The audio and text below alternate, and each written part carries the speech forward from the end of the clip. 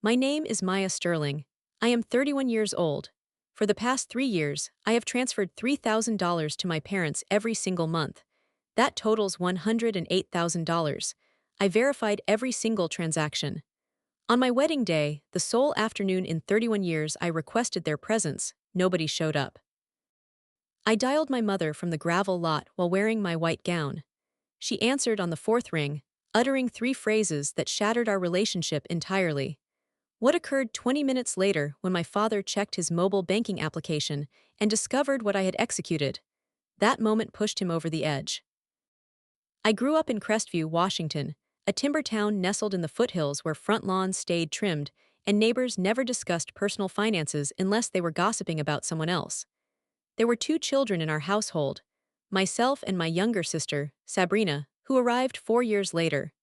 We shared the same roof and parents, yet entirely different expectations governed our lives. I earned straight top marks and secured a full academic scholarship to university before entering medical training. Never once did I ask my relatives for financial assistance after turning 18. Tuition, rent, and groceries remained my sole responsibility.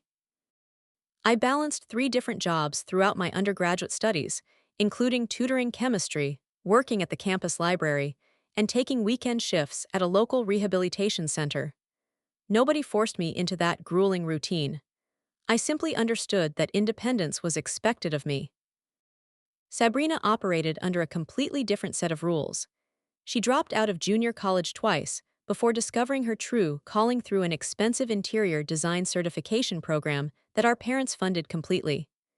At 23, she married Julian Vance, a charismatic commercial agent who drove a luxury sports car financed through high-interest loans. Their wedding took place at a scenic mountain resort near Seattle, featuring imported flowers, an open bar, and a catered feast. My parents covered the bride's attire, the floral arrangements, and a generous cash gift for the honeymoon. When I questioned my mother, Helena, about why my academic achievements never yielded similar support, she fixed me with a look of utter bewilderment. Sabrina possesses a fragile spirit, she explained. She requires our protection. My father, Richard, nodded from his worn leather armchair. He always agreed with Helena. After decades of marriage, I never witnessed him challenge her authority in front of us. I harbored no jealousy towards Sabrina back then. I merely assumed traditional families functioned this way, where the resilient member absorbs the burdens of the fragile one. I failed to realize I was being conditioned. May arrived with unrelenting overcast skies. My father lost his position at Crestview Wood Products after 32 years as a floor manager. Downsizing eliminated his entire division overnight. At 58, without a college degree, his retirement account held barely enough to survive 12 months.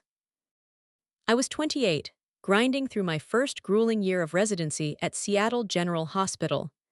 My base salary sat at $64,000, yielding around $3,900 a month after taxes, health insurance, and loan repayments. Helena called me on a damp Tuesday afternoon, her voice cracking over the receiver. "We cannot cover the mortgage, Maya. Your father refuses to leave his bedroom." I sat in the hospital break room at 2 in the morning, calculating numbers on a paper napkin. $3,000 each month. That left me exactly $900 for my own rent, utilities, fuel, and food. Tight, but manageable through sheer discipline. That night, I logged into my banking application and configured an automatic monthly recurring transfer from my checking account directly into my parents' joint savings. A soft chime confirmed the setup. I opened a fresh spreadsheet on my laptop that weekend. Row 1 highlighted in soft green, month 1, $3,000, running total, $3,000. I assured myself this arrangement was temporary. Dad would secure employment within 6 months. The payments would cease, allowing me to tackle my student loans, $280,000 at nearly 7% interest, compounding while I ate lukewarm cafeteria soup at midnight. Temporary. That single word anchored my sanity for 3 long years. 36 months swept past, yet the automatic transfers never stopped. I logged 80-hour workweeks in the emergency department, retreating every night to a 300-square-foot studio apartment containing a mattress on the floor and a second-hand microwave. Cafeteria leftovers became my primary diet, $4 wilted salads and day-old turkey wraps. My parents hardly lived like monks. During a visit to Crestview for the holidays, I noticed significant home upgrades. Fresh oak flooring lined the living room, brand new stainless steel kitchen appliances shimmered under recessed lighting, and modern subway tiles lined the guest bathroom. Helena led me through the ground floor like a presenter on a home renovation program. We found a wonderful independent contractor through the local community board, she beamed. Remarkable rates. How much did this cost? I asked. Helena dismissed the question with a flick of her wrist. Your father handled the finances.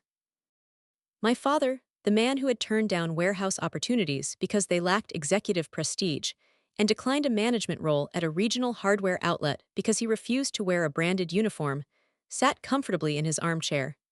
Nobody asked about my residency.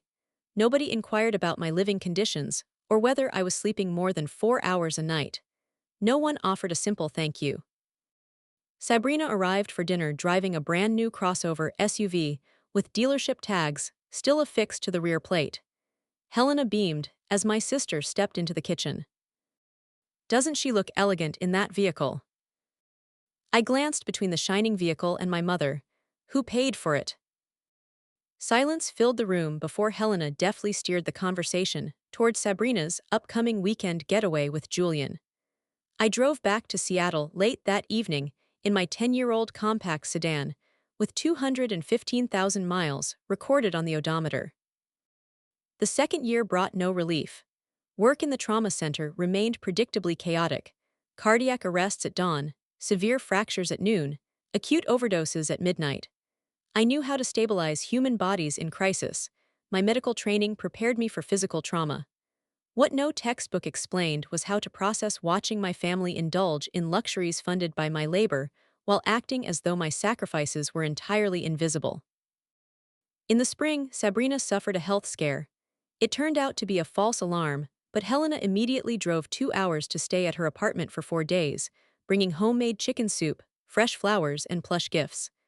That exact same week, I collapsed from severe exhaustion following a 16-hour double shift. Sitting in a clinical chair with an IV drip in my arm, I dialed my mother. Oh, sweetheart, remember to drink plenty of fluids, Helena said over the background noise of a television. I cannot come up to Seattle right now. Sabrina needs me near her. Sabrina's medical tests had returned completely clear 3 days prior. That autumn, Sabrina and Julian renewed their wedding vows at a luxury waterfront resort. My parents covered the event space, the floral arches, and a week-long tropical retreat for the couple. I refrained from asking about the cost, knowing the answer resided squarely in my financial ledger. Row after row of green entries, the running total climbing past $54,000. I attended the ceremony, delivered a gracious toast, and smiled for photographs. Afterward, I sat alone in my locked car in the resort parking lot with the engine silent. My mother had just instructed the hired photographer to capture a frame of the core family, just the 4 of them. I had been standing 5 feet away. The shutter clicked as they smiled together, leaving me entirely outside the frame. By the second year of transfers, my student loan balance stood at $270,000. Interest accrued faster than my minimum monthly contributions could reduce the principal balance. At that trajectory, debt would chain me until well past my 45th birthday. I resolved to negotiate a reduction in monthly contributions, proposing a drop from $3,000 to $1,500. It remained a substantial sum, far exceeding what most adult children provided, accounting for over a third of my take-home pay. I called Helena on a quiet Saturday morning to explain my financial constraints. Mom, we need to discuss the monthly bank transfers, my student loan interest. After everything we sacrificed to raise you, Helena interrupted before I could finish the sentence. We fed you, we clothed you, we drove you to every academic competition and campus interview. Now you wish to put a price tag on basic filial gratitude. I retreated immediately, leaving the $3,000 transfer intact. The following week, my attending physician, Dr. Marcus Vance, cornered me near the breakroom espresso machine. Marcus was sharp, observant, and the only doctor on staff who noticed when my shifts overlapped unnecessarily. You look like a ghost, Sterling, Marcus noted, leaning against the counter. That is not professional dedication, that is exhaustion. I am managing fine, I replied. You are not, he said flatly, though he did not press further. 3 days after that conversation, I opened social media. Helena had uploaded a series of photographs from a coastal spa weekend featuring seafood dinners and oceanfront suites. The caption read, "Blessed beyond measure. Grateful heart." My $3,000 had funded her lobster dinner. I closed the application and returned to the trauma bays. In July, Caleb Thorne walked into the emergency department wearing work boots and carrying a tool canvas. His electrical contracting company had secured the contract to overhaul the hospital's main distribution panels. Caleb was 32, a master electrician who ran a four-person crew and drove a pickup truck with a faded bumper sticker reading Local 46. We met in the staff cafeteria. He brought a homemade lunch, a thick turkey sandwich, a green apple, and a stainless steel thermos of black coffee. He sat across from me while I picked at a wilted salad. "Residency?" he asked, motioning toward my scrubs. "Emergency medicine," I answered. "Do you eat like that every day?" "Most days." Caleb slid half of his sandwich across the laminate table. "My uncle packed extra, take it." That gesture sparked late-night coffee conversations near the ambulance bay, quick text messages between his panel rewiring and my trauma admissions, and a steady presence I had forgotten existed. Caleb operated without pretense or hidden agendas. He showed up when he said he would and spoke directly. It took 3 months before I disclosed the monthly financial transfers to him while sitting in his truck, with the heater running against the October frost. "I send $3,000 to my parents every month," I said quickly. "My father lost his job, and they cannot manage their mortgage without it." Caleb remained silent for a long moment, calculating the math silently in his head. "Maya, that is nearly your entire disposable income," he said softly. "Are you certain they truly need it?" Nobody had ever questioned the arrangement allowed to me before. The ground beneath my long-held silence suddenly shifted. I brought Caleb to Crestview for Thanksgiving. Helena opened the front door, sweeping her eyes over his flannel shirt and work boots with the cold precision of an appraiser evaluating a counterfeit gem. "So Caleb," Helena remarked, ushering us toward the living room, "what line of work are you in?" "I own an electrical contracting firm," Caleb replied politely. "We handle commercial and industrial jobs around Seattle." Helena offered a thin smile that failed to reach her eyes. "An electrician. Honest labor, I suppose." My father sat in his armchair, offering a brief handclasp without bothering to stand. "Is the business profitable?" "We stay busy," Caleb answered smoothly. Sabrina, 8 months pregnant and leaning against the kitchen island, chimed in. "Does your company offer comprehensive medical coverage?" The question felt rich coming from someone who had never maintained a full-time position with employer-sponsored benefits. Caleb handled the probing questions with remarkable composure, explaining his certifications and plans to expand into commercial solar installations without defensive posturing or arrogance. After dinner, I walked toward the hallway to fetch a glass of water. The corridor remained dimly lit, hiding my presence from my parents who stood near the kitchen pantry. "An electrician," Helena whispered, her tone steeped in disappointment. "Our daughter, the physician, is marrying a tradesman. At least Sabrina chose a commercial agent." Then Richard spoke, the man whose mortgage I funded every single month. "As long as the wire transfers clear every month, why care who she marries?" I stood frozen in the dark hallway, my palm pressed against the cold wall. As long as the wire transfers clear, I was not a daughter to them, I was an automated income stream. In February, Caleb proposed on the hospital roof after my long overnight shift. He pulled the ring directly from his jacket pocket, without a velvet box, explaining that he wanted to ask the moment the sun cleared the horizon. My hands were worn and smelled of medical antiseptic, but I accepted before he finished his sentence. I called my parents that afternoon. Helena answered on the second ring. I am engaged, Mom. Caleb proposed this morning. Silence stretched over the line. Well, Helena finally said, her voice flat, I hope you evaluated this thoroughly. No excitement, no congratulations, no request for details. An hour later, Richard dialed my number directly while Helena was away from the house. Maya, Richard began, his tone low and calculated. Regarding this wedding, it will not disrupt our monthly arrangement, correct? Dad, I am planning a wedding, I replied. Finances will have to adjust. Adjust? Richard's voice hardened. We depend on those funds, Maya. You owe us this stability after everything we did for you. Do not pull the rug out from under us. There sat the second weapon, obligation forged through perceived debt. I ended the call and sat beside Caleb, repeating every word my father had spoken. Caleb listened intently, placing a hand on my shoulder. Maya, you do not owe them your entire future. He was correct, yet dismantling years of psychological conditioning required more than logical agreement. I sat in my small apartment, engaged to a man who truly valued me, while my father demanded my paychecks as his birthright. Between March and May, Caleb and I planned a modest autumn wedding. We booked a restored timber barn near Snoqualmie with whitewashed beams, string lights, and floor-to-ceiling windows overlooking the river. Capacity was capped at 80 guests, with a strict budget of $26,000 funded entirely by Caleb's savings and my tax refund. No family contributions, no outside money, every cent accounted for. I invited Helena to join me for dress fittings, but her responses remained consistently dismissive. I am simply overwhelmed right now, Maya, she insisted over the phone. Sabrina needs help preparing the nursery. Sabrina's nursery, Sabrina's registry, Sabrina's prenatal appointments.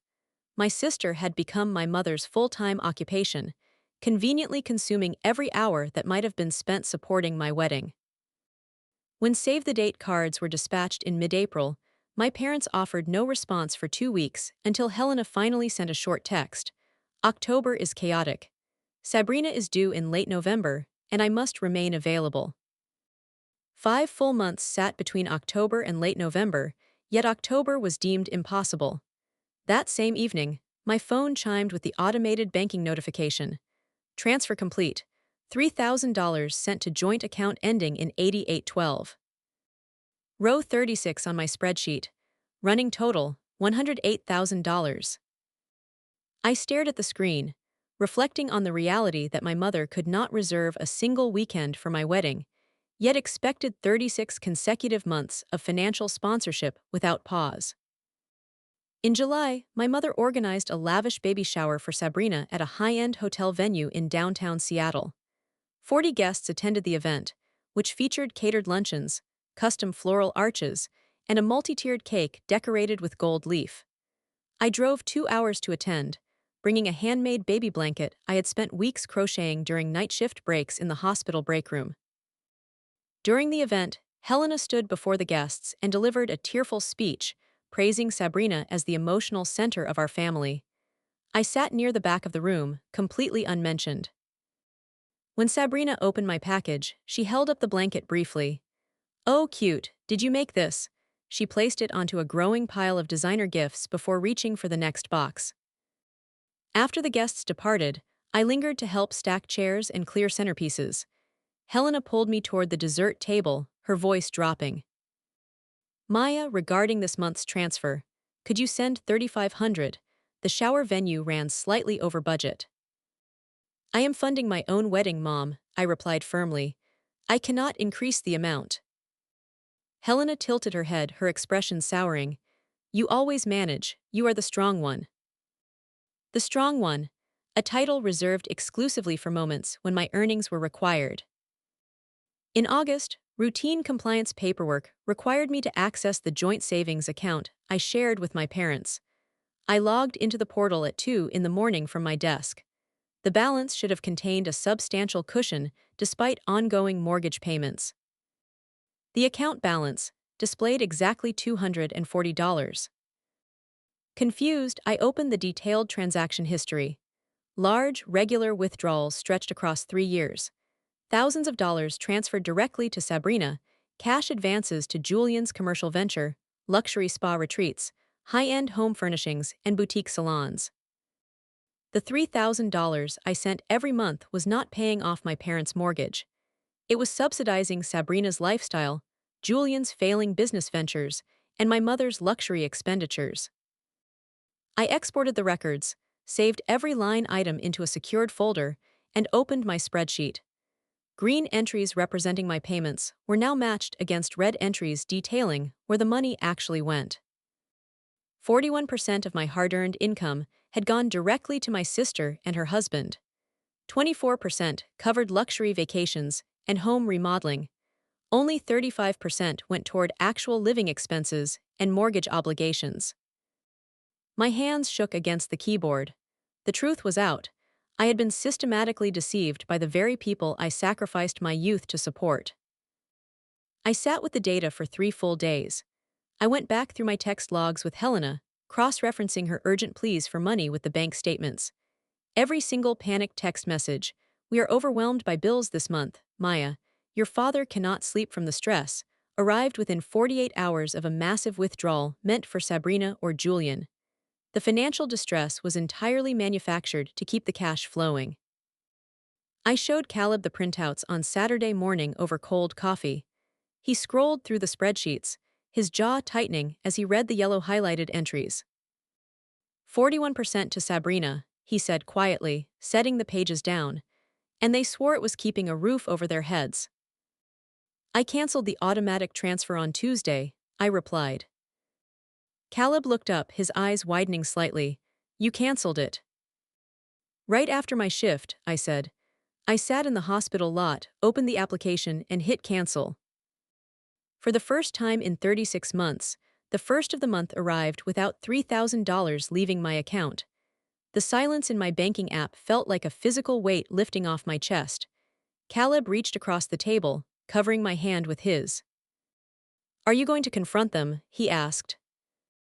"Not yet," I said. "We get through the wedding first." He nodded, making no effort to lecture or dictate my choices. "Then we get through October 19th. 2 days later, the first message arrived from my father. "Maya, the automated transfer failed to clear this morning. Please look into it immediately." I replied with 4 words: "I will check it." I did not check it. By Thursday, Helena sent an email, her preferred medium for official family grievances. The subject line read, "Urgent, financial transfer discrepancy." "Maya, the October funds are missing. I assume this is a technical error on your end. Fix it today. Your father and I have obligations. Furthermore, regarding October 19th, I do not believe the date works for us. Sabrina's pregnancy requires my full attention and I cannot be away. You understand, of course. After everything we sacrificed for you." There it was again, the third time she had used that exact phrase as a weapon. I screenshotted the email, saved it into the secured folder, and closed my laptop. I picked up the wedding invitations sitting on our kitchen counter. 80 cards waited to be addressed. I started with my grandmother, Evelyn's mother, Ruth. At 80, Ruth remained razor-sharp, living independently in a small farmhouse outside Bellingham. She had always treated me with a quiet, grounded respect that set her apart from the rest of the family. I stamped her envelope first. Within 2 weeks, 62 guests RSVP'd yes. My hospital colleagues, Caleb's crew, friends from medical school, and several cousins who had long grown tired of Helena's antics. From my parents, there was absolute silence. 14 days before the ceremony, the 2 people who had absorbed over $100,000 of my income could not even return a postage-paid card. I stopped waiting for them. On October 8th, 11 days before the wedding, I saw a public graphic posted on my cousin's social media feed. "Join us for Sabrina and Julian's gender reveal party. Saturday, October 19th at 4:00 p.m. October 19th, my wedding day. I called Sabrina immediately. She answered on the 3rd ring, her voice breezy and unbothered. "Your gender reveal is scheduled on my wedding day," I said flatly. "Oh, is it?" Sabrina replied, completely unfazed. Well, October 19th was the only weekend that worked for Julian's schedule and Mom. Besides, I am carrying the first grandchild, Maya. Not everything revolves around your schedule. Mom RSVP'd to your party 3 weeks ago, I said, my voice steady. She hasn't responded to my invitation. Sabrina paused for a fraction of a second. Well, maybe you should have chosen a more convenient date. I hung up without another word. I didn't cry. I simply opened the master spreadsheet one last time, stared at the total figures, and saved the document. Sabrina hadn't chosen October 19th by accident. She chose it because she knew our parents would pick her. She chose it because she knew she could win a war I was no longer interested in fighting. 1 week before the wedding, I drove to Crestview alone.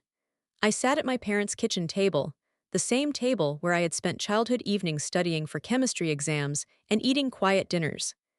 Helena sat across from me, hands folded over a tea mug, while my father leaned against the kitchen counter with his arms tightly crossed. My wedding is in 7 days, I said, placing my hands flat on the wood. I need to know if you are attending. Helena sighed, looking past me toward the garden window.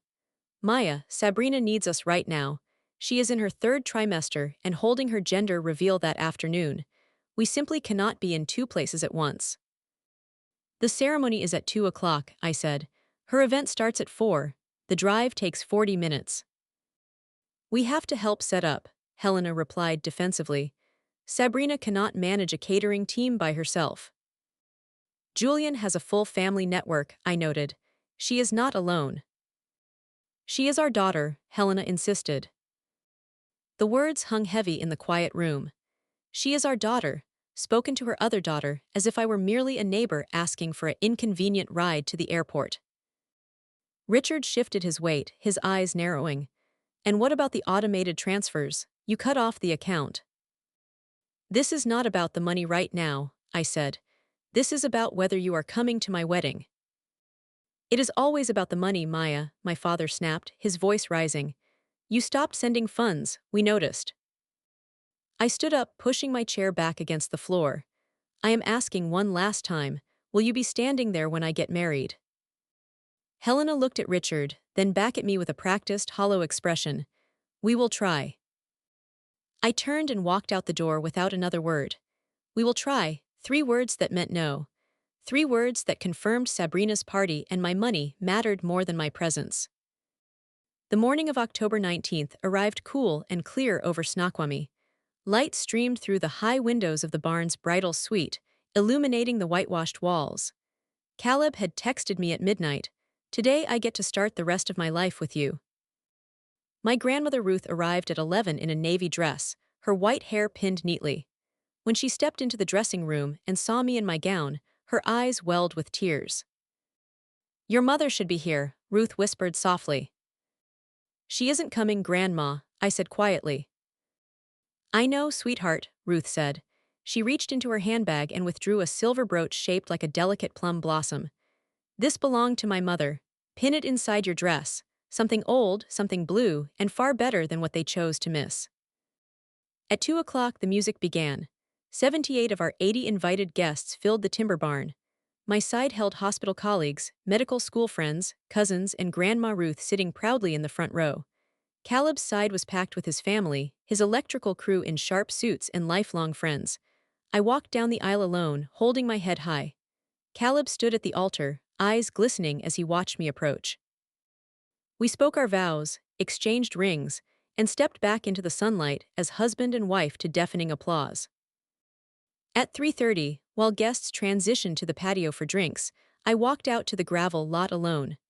I pulled my phone from my purse and dialed my mother.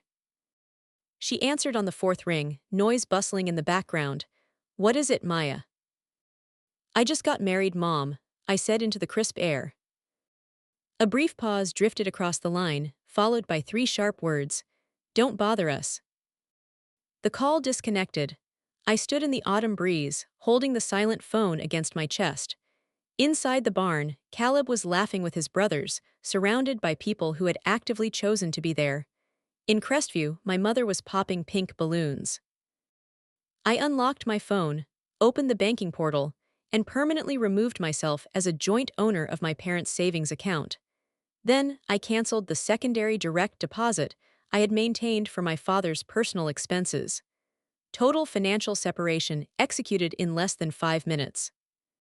I slipped the phone back into my purse, adjusted my dress, and walked back inside to dance with my husband.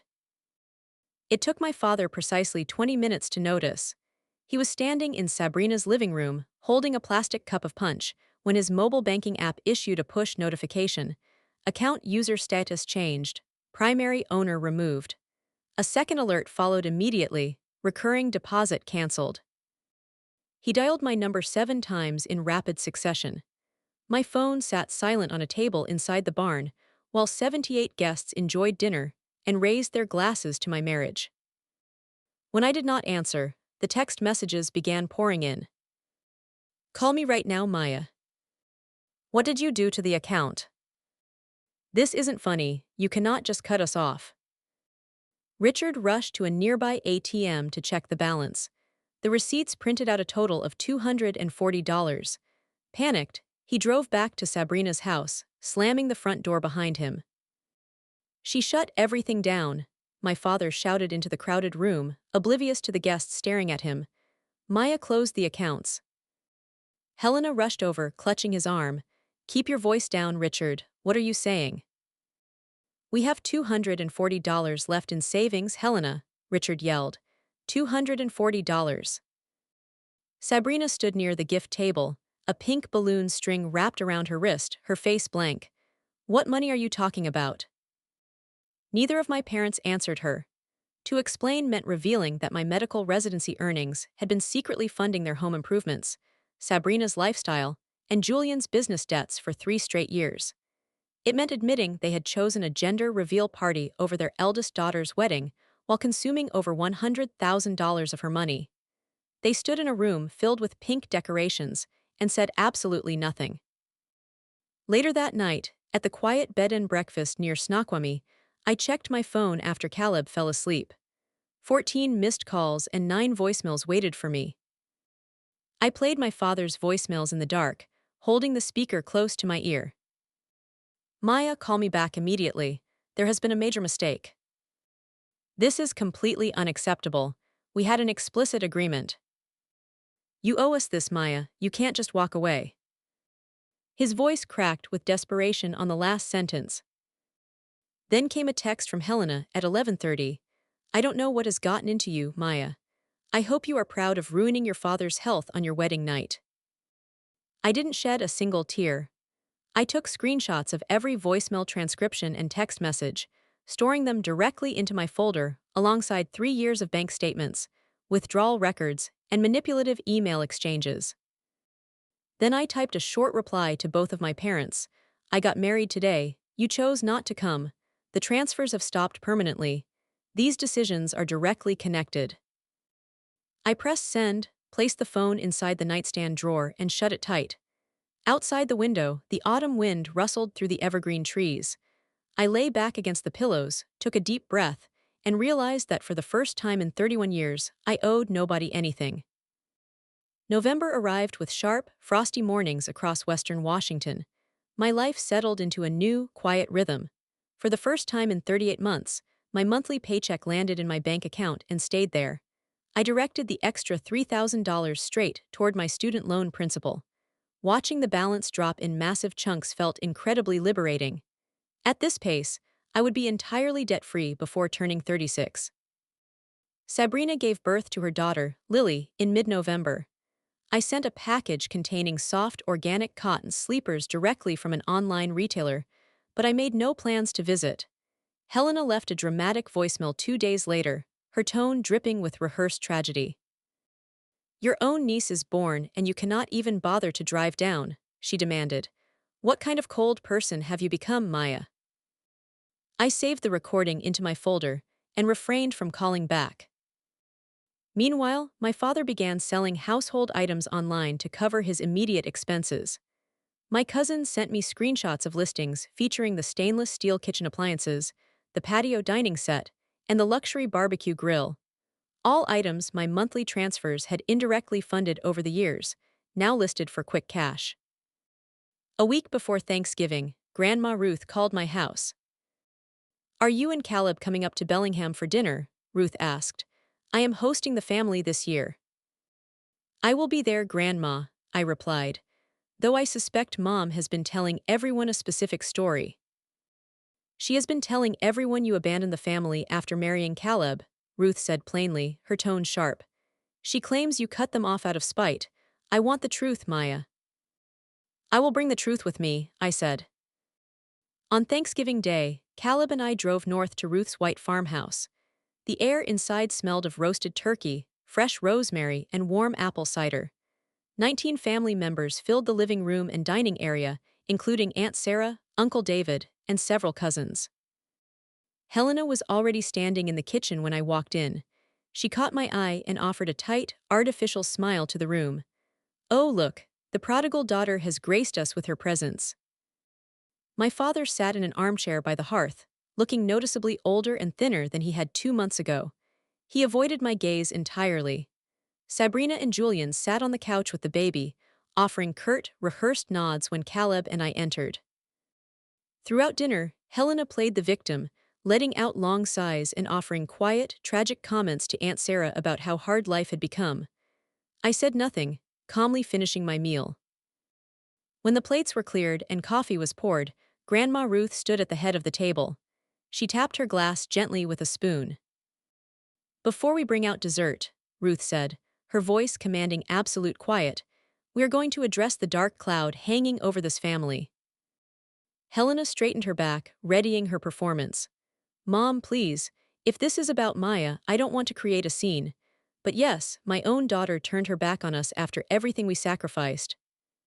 Mom, stop, I said, setting my coffee cup down. The dining room went dead silent. 19 people froze in place. I reached into my bag, pulled out a thick manila folder, and laid the contents flat on the dining table. 48 pages of bank statements, highlighted cleanly in yellow, green, and red.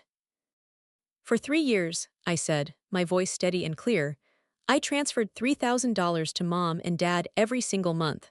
That totals $108,000. Uncle David leaned forward, squinting at the pages. Aunt Sarah reached out and picked up a sheet. This green column shows my deposits, I continued, pointing to the master spreadsheet summary on top. The red column shows where the money actually went. 41% was transferred directly to Sabrina and Julian. 24% went toward spa retreats, luxury vacations, and home upgrades. Only 35% went toward actual living expenses. Helena's face drained of color. Those are private family matters. You have no right to display those. They are my bank statements, I replied smoothly. It was my earnings, earned through 80-hour workweeks while I ate cafeteria scraps and lived in a studio apartment. My father stood up abruptly, his chair scraping against the hardwood. You ungrateful little. Richard, sit down, Ruth snapped, her voice cutting through the room like a whip. My 6'2" father sat back down instantly, his mouth shutting tight. I looked directly at my mother. On October 19th, my wedding day, I called you after the ceremony. You told me 3 words, don't bother us. You were at Sabrina's gender reveal party, which she deliberately scheduled on my wedding date. I am not asking for a single dollar back. I am setting the record straight because you spent the last month telling this family I abandoned you. The room remained utterly silent. Cousin Marcus flipped through the transaction logs, his eyes wide as he read the numbers aloud. $3,500 for a baby shower, Marcus read. $2,000 to Julian's commercial account. Sabrina turned pale, clutching her baby tightly. I didn't know it was Maya's money. Mom told us it came from Dad's retirement fund. Julian shifted uncomfortably, staring fixedly at his napkin. Helena attempted one last defensive play, tears welling in her eyes. You are all turning on me, my own family. Ruth looked at her daughter with unyielding disappointment. Helena, I asked you last month if Maya was helping you financially. You told me she sent a tiny token gift once in a while. Over $100,000 is not a tiny token. Helena opened her mouth to argue, but no sound came out. Her performance had completely collapsed under the weight of documented evidence. Caleb and I stood up, putting on our coats. Ruth met us in the entryway, taking my hands into her own. Her fingers were warm and steady. I didn't know, Maya, Ruth whispered softly. I swear I had no idea. I know, Grandma, I said. Ruth reached for her left hand and slid off her thin gold wedding band, a band worn smooth by 50 years of marriage. She pressed it firmly into my palm, closing my fingers over it. The people who truly love you do not charge you for their presence, Ruth said softly. Keep this to remember what real family means. We stepped out into the crisp November night. Behind us, the farmhouse echoed with the loud, undeniable confrontation of a family finally forced to face the truth. I slipped the ring into my pocket, took my husband's hand, and walked into the cold night without looking back. By January, the fallout from Thanksgiving had settled into a quiet, permanent shift. My father, stripped of his financial cushion and forced by reality to abandon his pride, accepted a position at a regional logistics warehouse in Kent. He worked the early shift, loading freight from 6 in the morning until 2 in the afternoon for $18 an hour. The exact type of manual labor he had spent years claiming was beneath his qualifications. Helena took a part-time job as a cashier at a local home decor boutique 3 afternoons a week. It was her first paid position in over 15 years. The polished social media posts showcasing an effortless, luxury lifestyle vanished entirely. Sabrina and Julian quietly sold the luxury crossover vehicle, replacing it with an 8-year-old sedan boasting high mileage. Julian's independent commercial venture folded by late winter when his funding dried up completely. He returned to working as an entry-level sales representative under a corporate dealership manager. Within our extended family, the dynamic transformed completely. 11 of the 19 relatives who attended Thanksgiving reached out directly via phone calls, text messages, and handwritten letters. Aunt Sarah sent a potted orchid to the hospital with a handwritten note. Maya, your mother led us to believe you were ungrateful and distant. We were wrong, and we are so deeply sorry for not seeing the truth sooner. Cousin Marcus created a new group chat with me, Rachel, and 2 other cousins, naming it Family That Tells the Truth. We messaged each other regularly, sharing mundane life updates, dinner recipes, and weekend plans. The simple, unforced interactions of people who genuinely cared without hidden motives. Grandma Ruth called every Sunday afternoon without fail.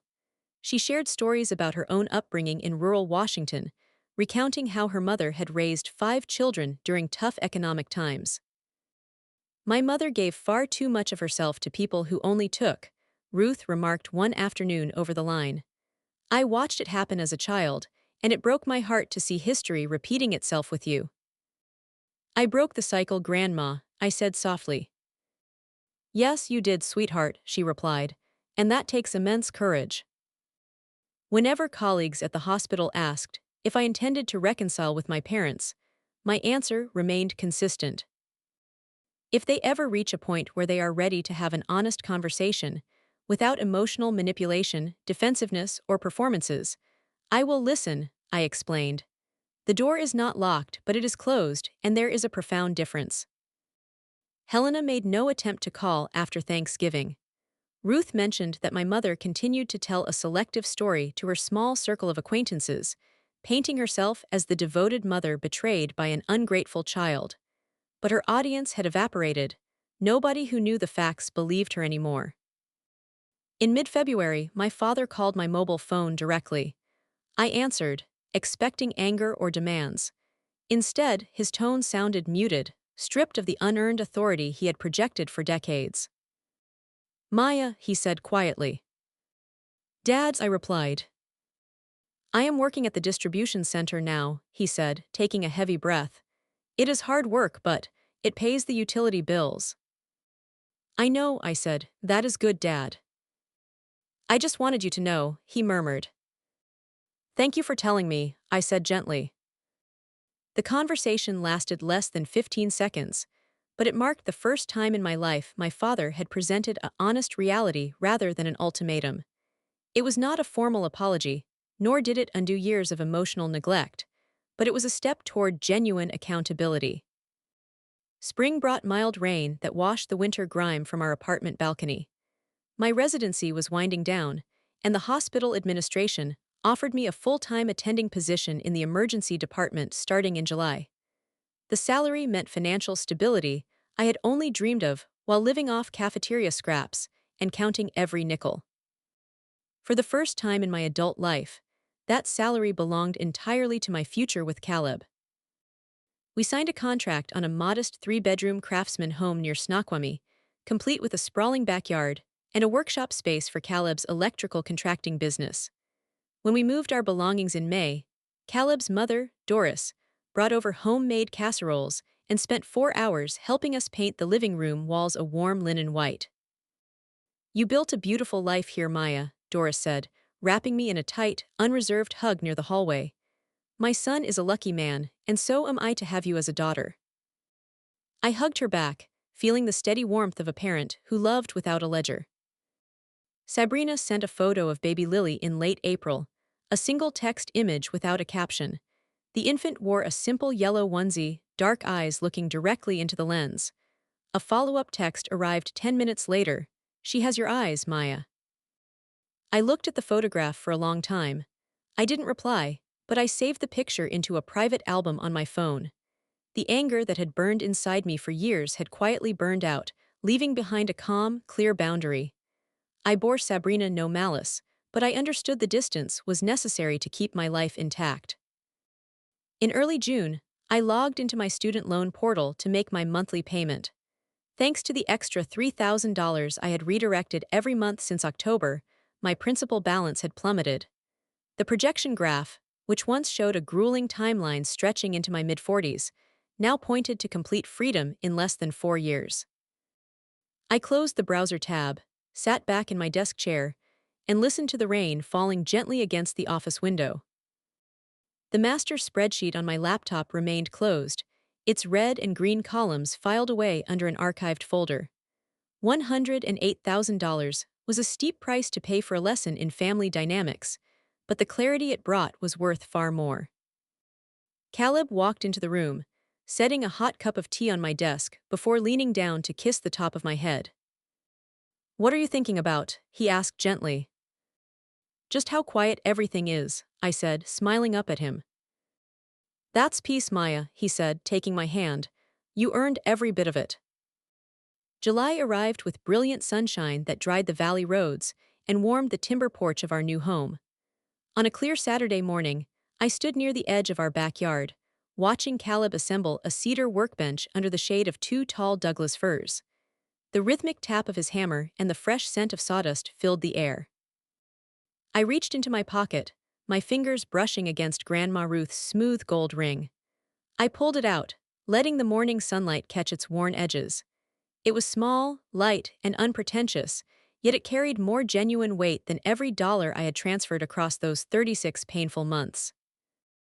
I walked into the house, set the ring safely inside a wooden keepsake box on my nightstand, and sat down at my desk to open my laptop one last time.